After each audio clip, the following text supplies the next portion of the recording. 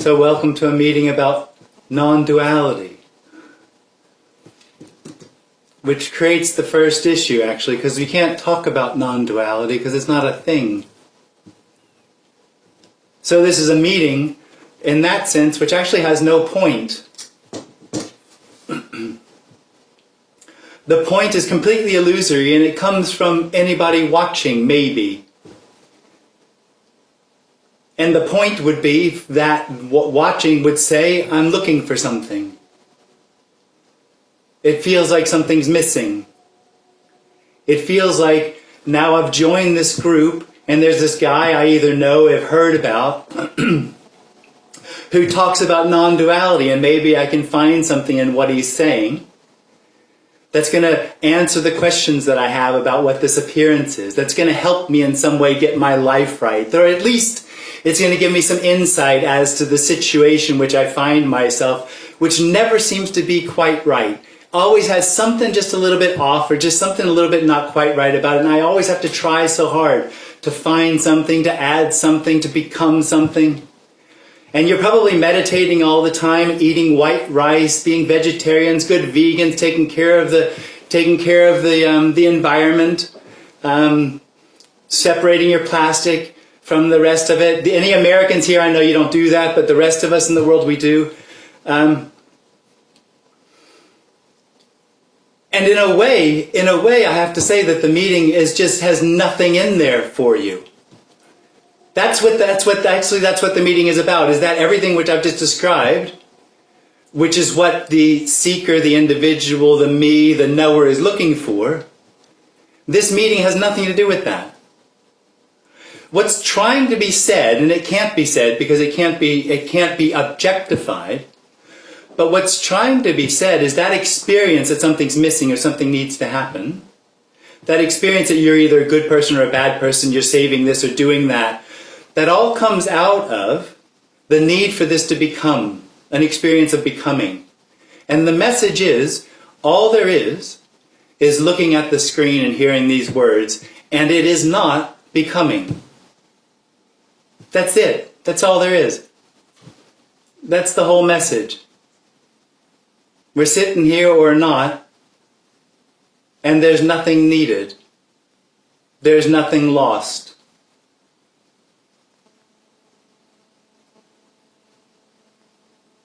So in that sense, the message is completely hopeless to that experience that said something needs to happen.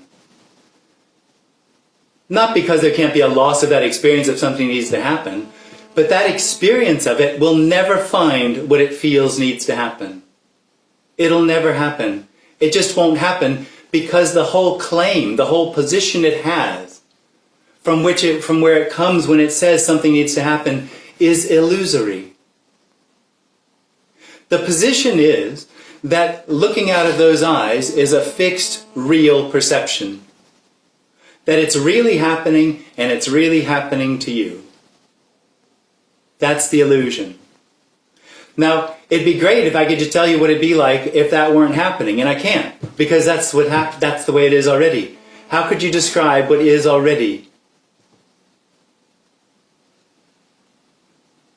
But what I can say is that experience, that looking at this and trying to find something that coming out of the experience that something's missing, I can say that's illusory. And I can say that when that stops happening, there's just looking. There's just what seems to be. And there's absolutely nothing you can say about it. The only thing you can say about what seems to be is what's reflected in what seems to be as the experience of the individual falls away. You can say this is unconditional aliveness, but that's only because the experience of the individual is conditioned. Aliveness is felt more here or there. So when that begins to fall away, this is revealed to be unconditional aliveness already, but it's not. It can't be fixed as unconditional aliveness, nor could it be fixed as unconditional love. It's only revealed as unconditional love because the experience of the individual is conditional.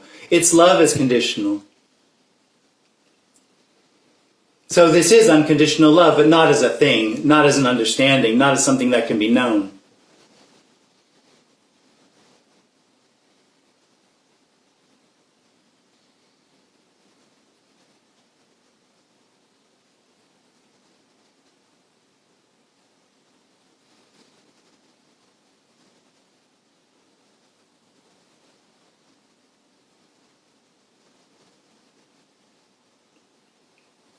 So all that can really be said, I guess, as a response to the experience that something's missing, is this is perfect. Like if there were only one apple in the universe, that would be the perfect apple. Well, the suggestion is there's no separation. So there is only what arises. There's not one, but there's no opposite. There's no other. And in that sense, it's already perfect. And that doesn't have any condition to it. It's already completely pure. It's purely what it is. That's the only purity there is the purity of what is, what arises, what's happening. Because there's no opposite, because there's no condition to it, it's the absolute perfect purity of that happening, this is that.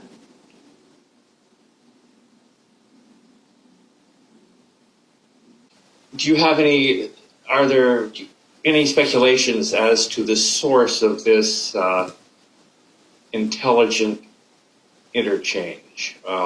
Does it occur, in your opinion, in the human frontal cortex? Or do you assume that it may be in another location?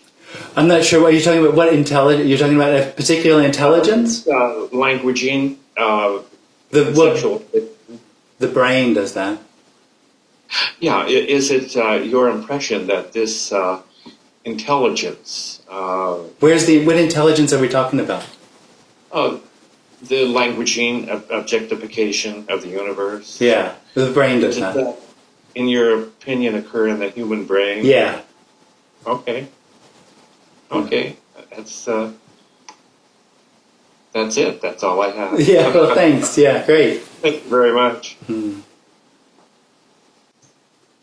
Hello. Hello. Yeah, if possible, I've got two questions. Yeah. Like in other videos I've seen, it was said that the meeting is a response to whatever. Yeah.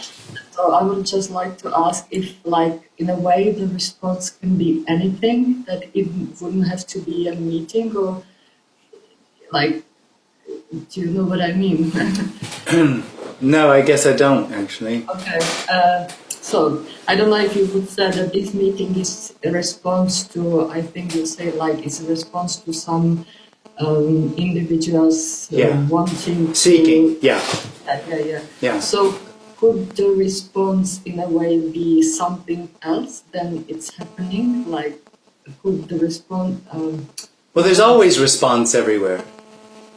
But the response can be anything, isn't it? It's not that, like, it had to be this meeting, the response. No. I'm not sure what you mean by response. If you're talking about some sort of response to the experience of being individual, there is nothing that arises that isn't saying, without pause, this is it.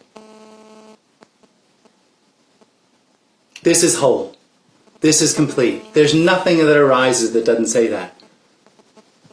That's all that's being said everywhere, if that's what you mean. It seems to me when you say that, like, the meeting is response to our seeking, let's say. It is, yeah. Because there's nothing to say. But there's no point to say anything that's being said here. There's no point. And it's very strange to have a meeting about no point. And so the only reason that there is a meeting about no point is because somebody comes in and goes, wait, there's a point. And the response is no, there isn't. So do the people have some kind of influence on what is going on? That's what I'm actually asking. Like, if you know, like, that if people have this desire to find something which is not possible to find, then it seems that there is this power of the people to create this kind of happening. Do you know what I mean? I do. And there isn't actually anyone making anything happen. That's part of the dream of the individual. Part of the dream is also that the message, or what's being pointed to here, is wantable. That it's what you're looking for. Because looking is actually looking past it. Looking is looking past it. Looking is looking for something for me, and that's missing that there's already the perfect purity, which I said at the beginning. Yeah, maybe I kind of understand what you are saying. Yeah, so can I just have one more question? Yeah. Like you say that that like the sense of self is a contraction in the body. Yeah. But it seems that the contraction has kind of some influence on the body. Yeah. Because like if there is a voice in my head saying, "Oh, you are too fat," Yeah. then I will stop eating and the body will start thinning. Yeah. But what is kind of how is it possible that it is kept, or you keep, or whatever you keep saying that the sense of self is totally completely illusion, like unreal. Yeah. So how can have this effect on the body? You know, Yeah. Yeah. No, it's a good question. It makes total sense. What you're saying is, how are these real effects happening if the individual isn't real? Yeah. There are no real effects. But there are apparent effects. There's in the dream of the individual, that experience, there's seeking, there's religion, there's spirituality, there's meditation as a seeking for something other than, there's this meeting. These are all responses or reactions to the experience of the individual and seeking something. I understand that, but if you make this connection that there is a sense of self in the body, contraction in the body, how can this unreal contraction have an influence over the body? How can, if the voice in my head says, you are too fat, and if I stop eating food, the body, because if you say the contraction in the body, kind of you say only the sense of self is unreal, but the body is kind of real and unreal. That's what I heard. Yeah.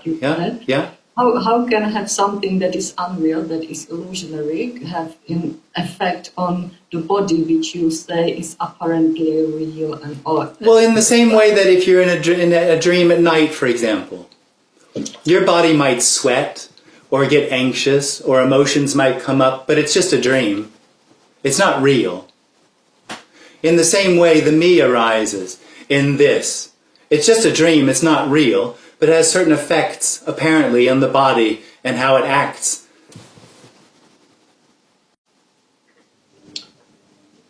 Hi, Jim. Hey. Hi, everybody. Hey, everybody. Question. Can you hear me? I can, but I can't find you yet. Go for it. Keep talking, and I'll find you. So, there you are. I've heard... I've heard Tony Parsons say something along the lines, don't spend your money going to these retreats. Just no, you can come to ours then.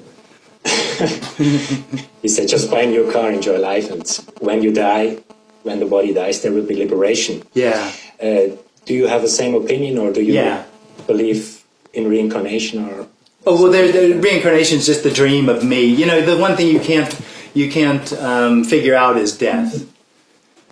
So you have to come up with a story about what it is, what it means. You have to make sense out of it, because it doesn't make sense. It's actually the end of making sense. That's why it's so terrifying to the individual, because the individual feels dependent on that. So it doesn't make any sense. And the message is actually that this conversation, the whole appearance, doesn't actually in that way make sense.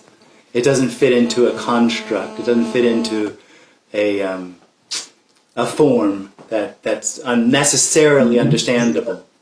But yeah, otherwise, I wouldn't say you had free will or choice either to come to the meeting or not. That will or won't happen.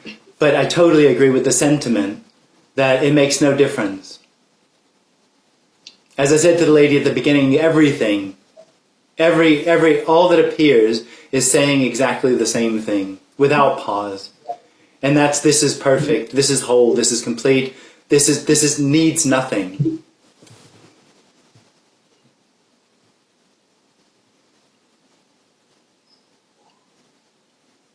All right.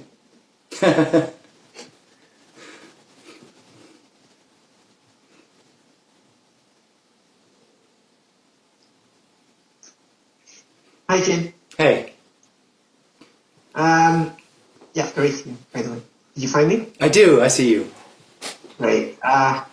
Yeah, my question comes, well, I don't know if it's a question, observation sort of thing, comes from, the point made by the lady, the person who asked the question, a couple of persons before me, about this experience that you termed as detachment. Yeah. When she described that, I remember how I went through something like that myself, but as a child, very young child, about 4.5 years old. Yeah. And it was very different, and I can recollect that that's the stuff I've been sort of chasing all throughout. Yeah. Yeah. In and out, Yeah.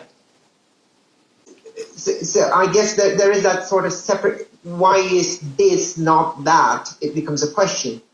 So, what I wanted to ask is this also a story? Because I'm Yes. thinking I was very young when Yes. this happened, and so I'm not sure if one can build a story of that complexity at that time.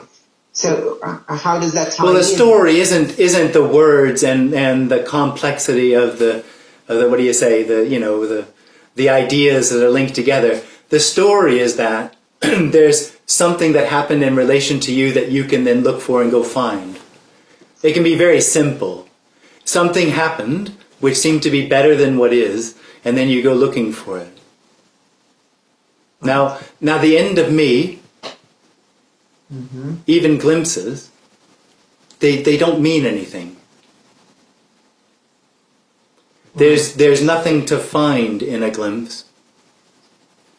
You don't even know what it is. If anybody listening has had a glimpse, or if ever there's been no me, that's this. It's timeless. It doesn't get caught up. But as long as there's an individual, it will feel like something happened that it could want. And so it then goes looking for it. Right. I heard you say in the end of that question about, when you're sort of slicing vegetables or something, there's just slicing vegetables. There is no watching it or something like that. Yeah. Which is why, like we've sort of discussed in the previous conversations, I tend to, maybe, again, this is a story and this is me trying to put it into a box.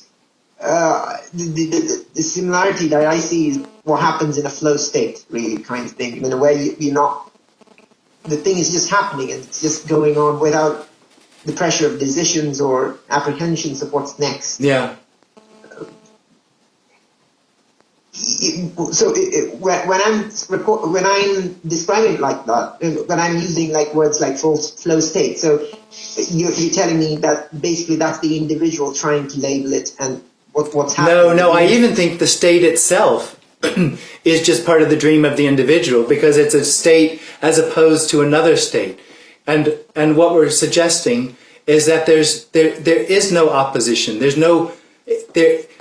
See, the idea of the experience of the individual is that certain things can arise which aren't okay or are okay. It all arises in a sense of solid, real knowing, which is dissatisfactory.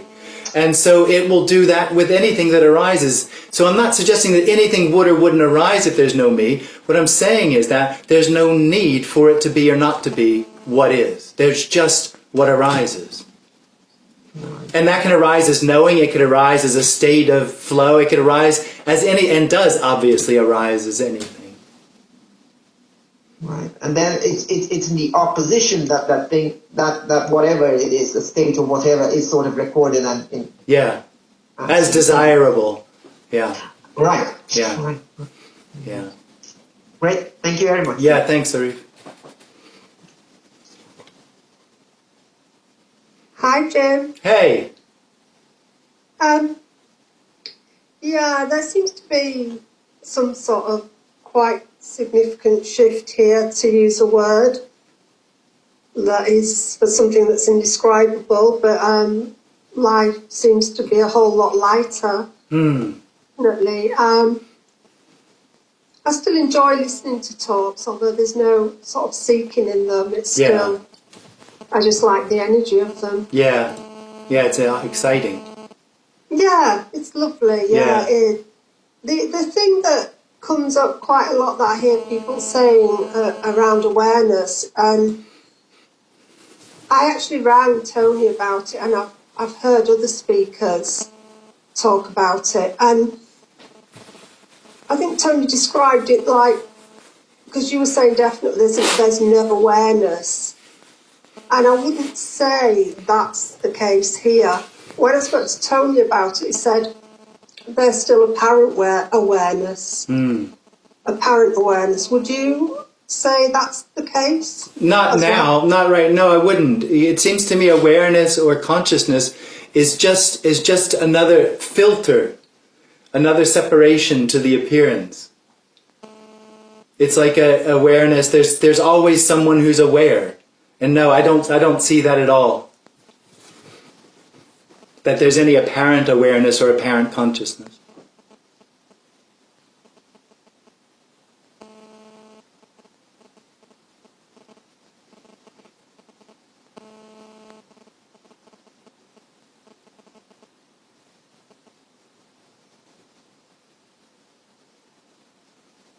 I mean, if there's a me, there'll be an apparent awareness, an apparent consciousness.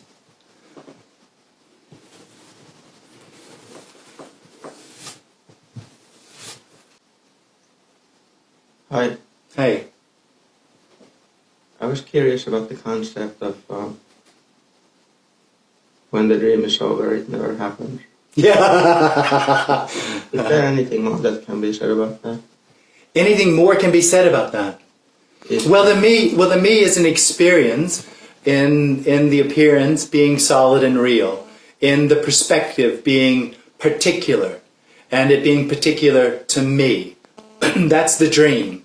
And that dream of solid and real is the dream of something inside the body, Right. that is separate from everything else, which brings up some experiences, such as the appearance has meaning and purpose. It's my life. It has meaning and purpose. That the experience has the need, because it has meaning and purpose, of free will and choice. So I have free will and choice to find meaning and purpose in this very real life that's happening to me, that has a real past, that's led to the real present, and is, if I'm a good person, will lead to a good future. Now, that everything that I've just described is completely illusory. It only happens within the dream of the experience that I am in the body and what's happening is real. But it never is. There is no real past that led to this. There is no real future. There is nothing real outside. There is nothing real inside. So when that experience stops, none of that ever happened, because it's not happening already. Can you imagine someone seeking for 10 years and then it's so dramatic and then suddenly it's like I've been hyperventilating here and shaking in fear for 2 weeks, and then one day you look around and it's like, where did all that go? Totally.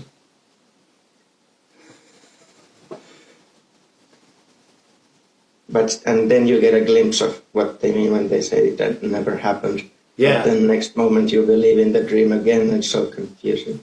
Yeah, well, it's not that you believe in it, it's an experience. Well, yeah. It's a little belief. Yeah, because if you could believe in it, you could just stop believing in it, and that would be all right. Yeah.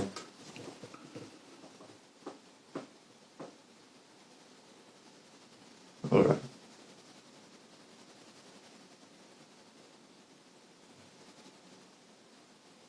Crazy stuff. Yeah. Thanks. Thank you. Hi, Jim. It's me again. Hey, me Sorry, again. I got muted and I was still talking. Oh, right. I'm back on. I thought, wow, she had enough of that. All right. It was a very quick question, but what I was saying was, so you wouldn't even call it, sorry, I find it difficult to find the words sometimes, awareness as a functioning of the body. Well, I mean, the body would have a particular awareness, but there's no solidity to it. There's nothing real about it. There's a functionality of the body. And I guess we can get into semantics as what is it that allows the hand to pick up the mouse? You know, do you want to call that awareness or attention or whatever it is? Really, it's just something that seems to happen. There's no filter in there that knows about it. And there's no filter in there that doesn't know about it. It's not a position of unknowing. It's just a lack of fixedness. Profound lack of fixedness. So there's nothing that led to this. This isn't going to cause anything else. Everything that arises is the whole of it. Yes. And so the thing that might oh God, well, my words just won't come today. The thing that still can happen is the thoughts that might seem like there's awareness. You're talking about if there's no one? Yes. Yeah, it doesn't matter. I mean, if there's no one, there's just what's happening. Yeah. No, I know thoughts are irrelevant. There's no interest in thoughts anymore. But thoughts are still there. Yeah. Thoughts are still appearing of, I am doing this. Yeah. Oh. There's just no identification with it. Oh, right. No, that's not what I'm talking about. But the thoughts are still there. Yeah, but there's no one that's not interested in it. Well, interest doesn't appear. Yeah, like yeah, right, yeah. Another way of saying it just doesn't appear to be taking notice as it would have done. Yeah. Okay, that's clear now. Yeah, okay, that's great. Yeah, just because I think for a long time there was a continuation of searching for this total something of like not awareness. Yeah, totally. The me will try to. It will imagine that it understands what's being said, and it will make sense out of it. And again, that's just another function of that experience of separation, trying to make sense out of it, out of this message in a very real way, is completely non-applicable. It doesn't make sense to the experience of the individual. Yes, that's what can get confusing if you rely on the words, because the words, they just don't go anywhere. No, the whole message. But that's the whole message. The whole message is this doesn't go anywhere. It's not going anywhere. Yeah, but the me thinks the words lead somewhere. Well, it has to. It's dependent. It's desperate sometimes even. Yes, it's dependent, yes. Yeah. Okay, lovely. Thank you, Jim. Good to see you. Thank you. Hi. Hi. Question.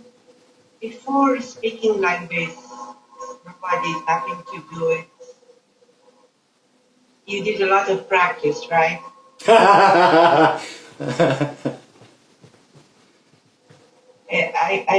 Did you ever saw somebody who, let's say, before speaking like you, like Tony Parsons, it was a seeking for many years for each of you. So in a way, paradoxically, this seeking process has a sense. That would be what the hope of me would be. Me is in a process of becoming. Everything it does, if it's cutting vegetables or hammering a nail or talking to somebody, it's in a process of becoming. It's becoming. There's a certain tension in the body that's trying to make it become. And its experience is that it sometimes works. And so it assumes that if somebody is talking like this, then that has to be in some way related to becoming. So you can look into my past and you can see my apparent past, what the story was, and you could say that this is the result of that story. That would be the hope of the individual. And the message is really that this conversation, this computer screen, this happening, isn't becoming. It isn't becoming. It doesn't actually come from anywhere. So the end of the individual, or the end of becoming, isn't this. This is never was becoming. So you can't become to never was becoming. I don't believe it. No, of course you don't. Well done. Good for you. Don't ever believe a word I say. Not that you have a choice, but I wouldn't believe it. It's nonsense. Yeah. This isn't about awareness. Awareness is just another form of knowing. And knowing in the sense that we're talking about as a fixed, real perspective. My awareness, my consciousness, my attention, I know. That's the dream. It's not that there's only unknowing afterwards, but there's nothing fixed about whatever arises. It's a me here who wants somehow to catch you. Yes, of course. No, of course you would. But that's it. That's the whole story. The story is that there's someone there that knows there's something missing. And it looks at this over here and it says, that got it. It knows. So I want what he's got. Because that's the only way becoming makes sense. And really it's not that way. It is that, I'm pointing to you, has something this doesn't have. That knows. That knows it is, that knows it's real, and it knows something's missing. There's nothing here. There's just nothing here. There's nothing to give. It's not me being mean. It's not me being coy. There's just simply nothing for that experience of seeking. There's no hope that it will ever find the solution because there's just not enough for it. Because it just more and more and more. You must have had the experience of getting something and feeling good for a little bit. It just doesn't last. Well, this last what you are. Nothing. This is what appears. There is only what appears. There is only what arises. And you can't say you, because there isn't a position, a real position for that to land. That's the whole point. There's nowhere for anything to land anymore. There's just what's happening. So let's be clear. When this, let's say, happens, it's no identification. It just is everything is happening. There's just everything that's happening, yeah. No identification. There's no identification, but there's no disidentification either.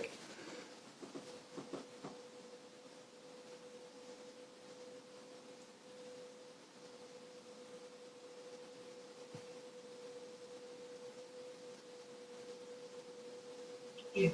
Me is an experience of having, knowing. And what we're talking about is that need, that experience is an illusion, that there isn't actually anything that can be held onto or fixed known. And last forever. It's not coming back like the stage you talked. There is no forever. There's only what arises. Whatever. Oh. Okay. Thank you very much. Yeah, thank you. Hi, Jim. Can Hey. you hear me? I do. Words make it very difficult here. I guess for me, I have a couple of questions, but I guess for me, what you are describing as what happens, which is sort of the fundamental, is awareness. It's what I talk about awareness. Everything in this world, everything that exists is in this awareness. Mm. So I think we're talking about the same thing. We're not.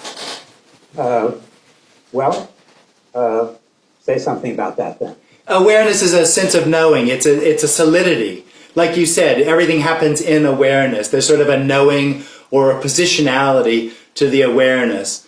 And I just it's just obvious to me that if you want to call it anything, awareness, consciousness, that's just going to be a fixed position, a solidity. to the appearance, which this appearance actually in reality, there is no reality, doesn't have. It's not fixed. I wouldn't call it solid. I mean, it's sort of floating here. I mean, what's happening is happening. It's here. Yeah. Not in any specific location, not necessarily attached to my human self, but Yeah. it's what's happening. But anyway, getting back to words, I get confused sometimes when you talk about a dream. The word dream only makes sense to me in relation to waking up. And what's real only makes sense, what's unreal, or being unreal only makes sense in relation to something that's real. Yeah. On the other hand, you're denying what's real, it seems to me. Well, no, I'm not. I don't know that I'm denying what's real. It depends on what you think I'm saying is real. So as far as I'm concerned, the dream is completely unreal. And the dream and the dreamer are the same thing. So at the end of the dream is the end of anybody that could wake up. Okay. So nobody wakes up. Right, I can understand that. There's no person, there's no anybody. But on the other hand, if there's a dream, it has to be relative to something that's not a dream. Yeah. And from what I hear you saying, what's happening is that, or what I'm calling my awareness, this whatever.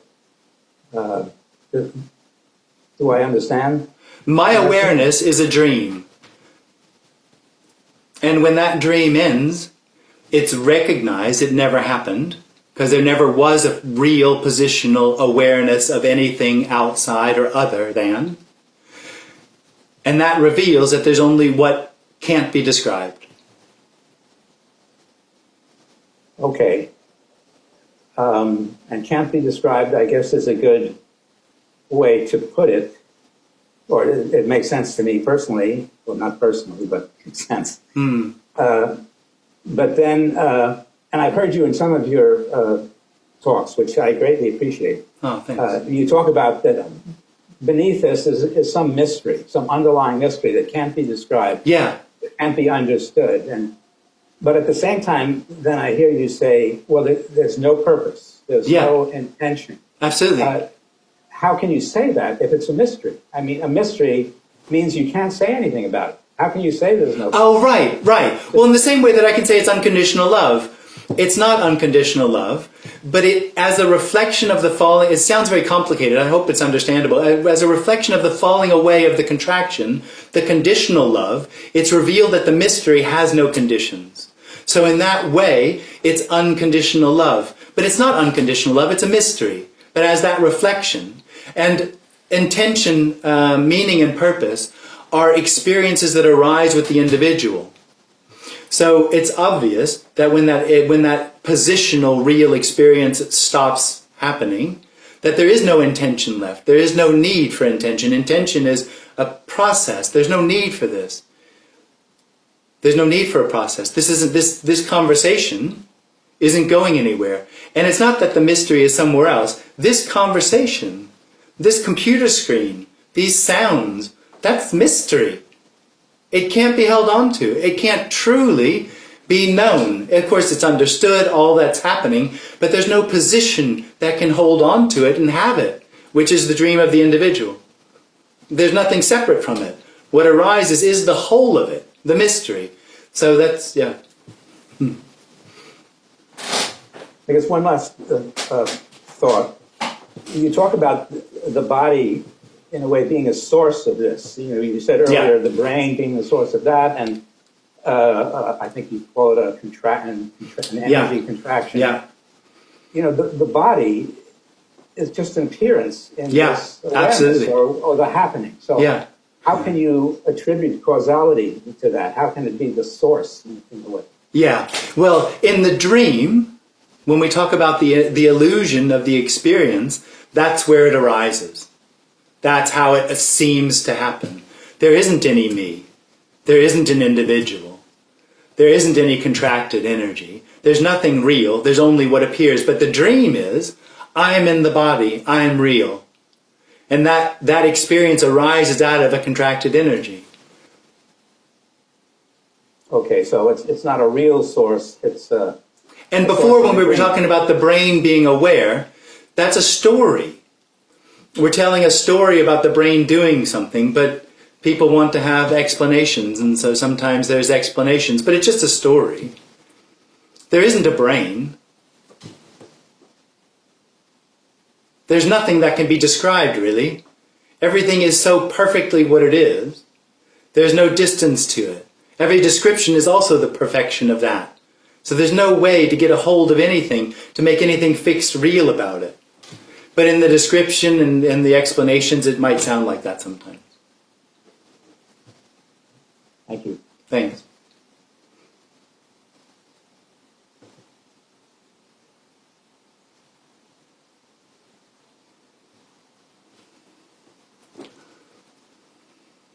Hello. Hello. Hi. I have a question about. You talk a lot about dreams and Yeah. that the reality is. I try to figure myself out by recording my own dreams a lot of time. But what is the difference between the reality is a dream, but there's also a dream in this reality? So when I talk about the dream, I'm talking about the experience that there's someone real looking out of that body. Yes. There's someone looking. Someone knows what's happening. So They live in that experience lives in a consequential reality where the past led to this present, and this present is going to lead to a future, and that experience has meaning and purpose. And it's with your free will and choice that you are going to navigate your life to fulfill your meaning and purpose. That is the dream. yes. But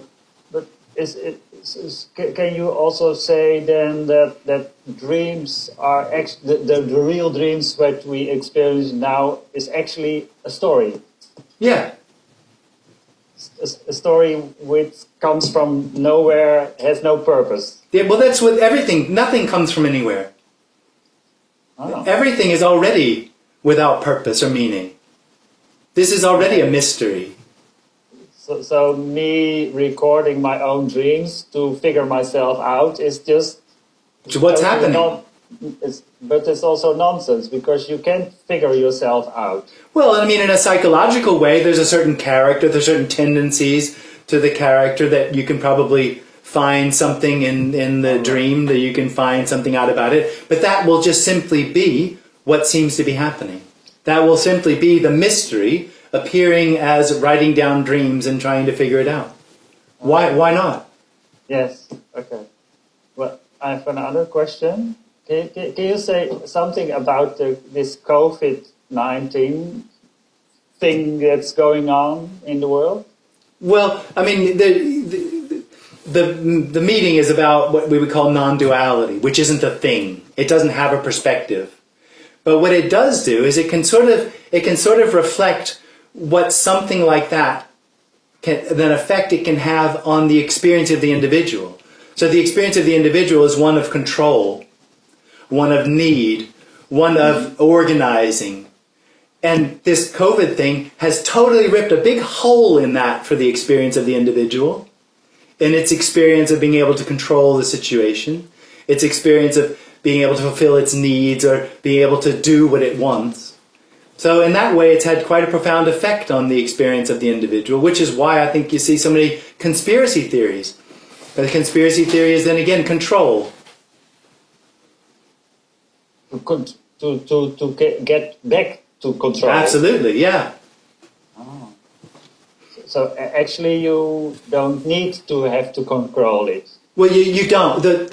You can. You controlling your life is a dream. Oh, right. You don't control your life. You don't have any free will and choice. It's scary, but also a relief. Yeah, totally. Yes. Yeah, totally. Thank you. Yeah, thank you.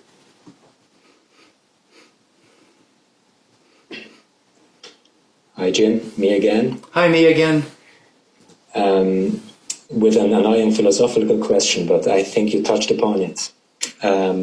Is there a moon when I don't look at it? There's just what's arising, and right now there's a moon that you're not looking at. So the assumption that you're sitting in Vienna and watching me on your screen, is that a wrong assumption? Well, that's just what's happening. That's what's happening. There's an assumption that I'm sitting in Vienna looking at my screen. That's what's happening. Okay. Well, that's the hardest part for me in the message. I mean, I know, the individual, because it's real, it knows there's 7 billion different realities out there, all coming from a different perspective. Yeah. And the suggestion that that's an illusion, not because we're all one, but because there's no separation, is just, you can't get your head around it. It's a complete surprise. Okay, another question for you. You're talking about things are real and unreal, and you said, I think, you can't get the unreal part. Is that true? I don't know that I say that, but yeah, absolutely. Totally. The individual lives in the real world and misses the unreal world. Totally. And you say it's just apparently real. Yeah. And there's apparent time, and what makes it apparent? I mean, it seems real. Yeah. It seems that these things have substance. Yeah. When there's an individual, there's a position real to it. I don't know how to describe it. It's like a psychic entity or a psychic experience. It's an added on experience to the appearance that there's something I can just tell you the way it is. You won't understand what I'm saying because it hasn't happened. But when that contracted energy arises in the body, that's the experience of real. And it arises in everything else at the same time. All objects, including time and space, are then real. That's just what seems to happen when that happens. And that's the dream of me. And the consequences that come along with it, as far as separation, meaning and purpose, free will and choice, my life and all that, are just aspects of that arising out of the experience of separation or something being real. So that's what we mean by real. Known. But fixed known is another way of saying real. Right. Thank you. Thank you.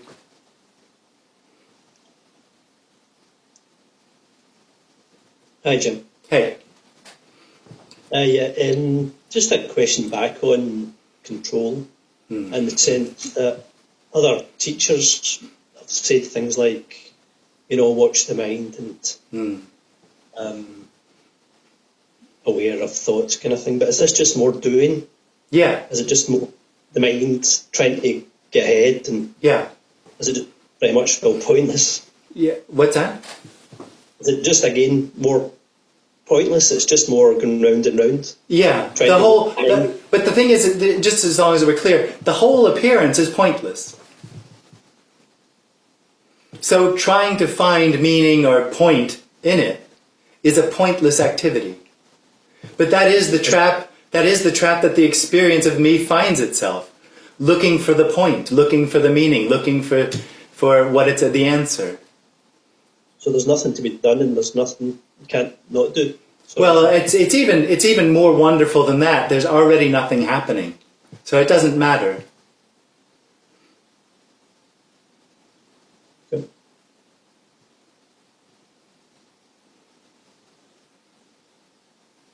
So there's no practice. There's no.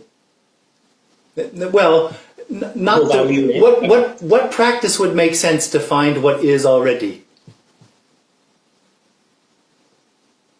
I don't know. Something that would unravel the fake kind of belief. But if the only thing that could unravel is the experience that there's a need of practice, how would you unravel that through practice? Pass. No, practice is good if you want to learn a language, you want to build up some muscles. But as far as finding what is already, there's no practice because there's no real separation. The experience that something's missing or it should be different is just part of the illusion of the experience of the individual that what's happening is real. when that real experience arises, that it's really happening and it's really happening to me, there comes with it this whole tale of experience of meaning and purpose, good and bad, right and wrong, finding the purpose. That all comes with it. And it's just a dream. Okay, thank you. Yeah, thank you.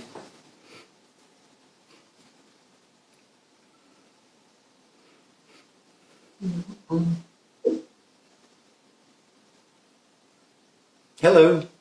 Hello, it's me again. I have one more question, please. Hi, me again. This seeking is quite time consuming, although the time is very apparent, as you say. Is there any advice, like what to do? Because it seems that, like, as I said, seeking, it takes so much time. So if I decide, although I understand there is no free choice or the free will or choice, if I decide to give up the search, would it be a good decision? What shall I do? Because, like, your message is there is no purpose in this meeting. You cannot get anything out of it. Like, you're the individual.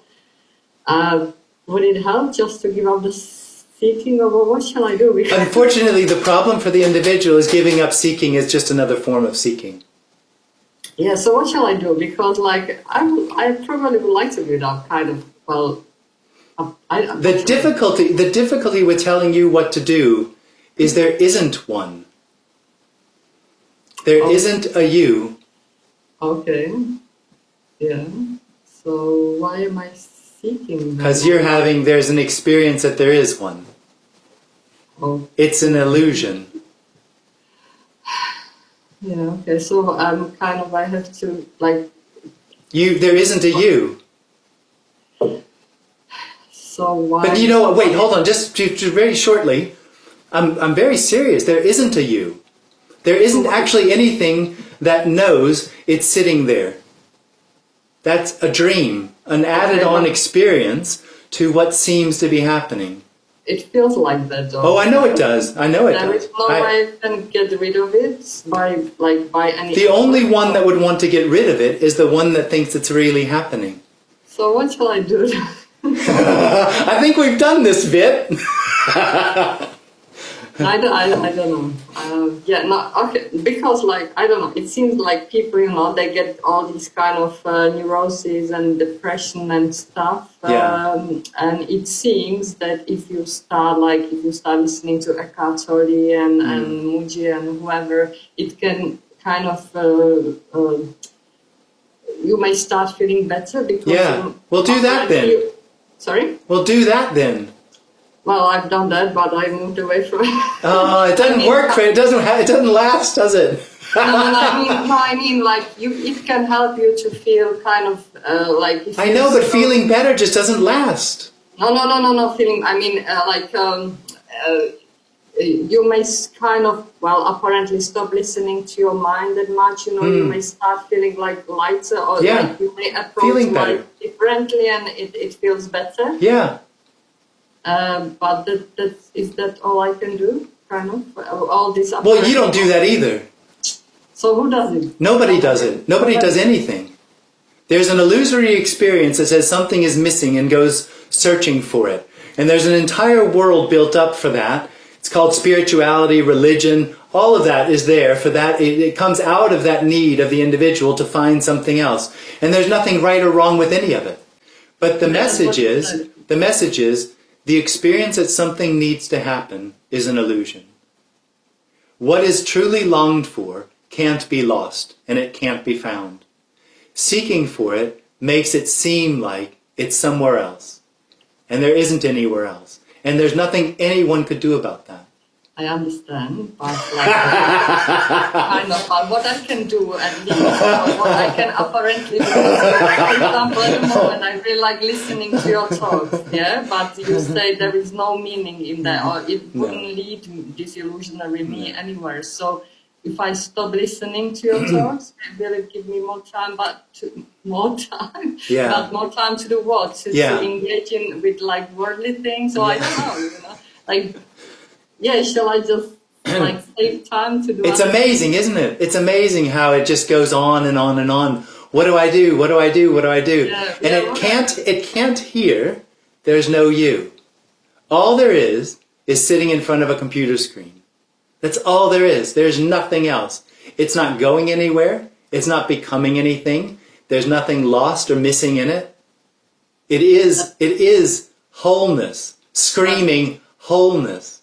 And exactly, and that's what happens. And then there's, but what about me? It seems that tomorrow morning, like what I can do, How do you know tomorrow morning will come? You might be dead by then. I may. Okay, so maybe when this meeting is over, it seems that I can... You might be dead before the meeting's over. Well, if I'm not, that would be great actually. If this disappeared, but fell away. But there seems to be a choice. I will either go YouTube and find another. Yeah, but there isn't. That choice doesn't exist. Yeah, so there isn't that choice. It's a dream. There may be this apparent, like this dream that after this meeting, I can either decide to go on YouTube and find one of your talks. That's the dream. That's the dream that somebody in there chooses. And that dream is, stick with me for a second, that dream is there's something else. And that dream that there's something else is because this isn't enough.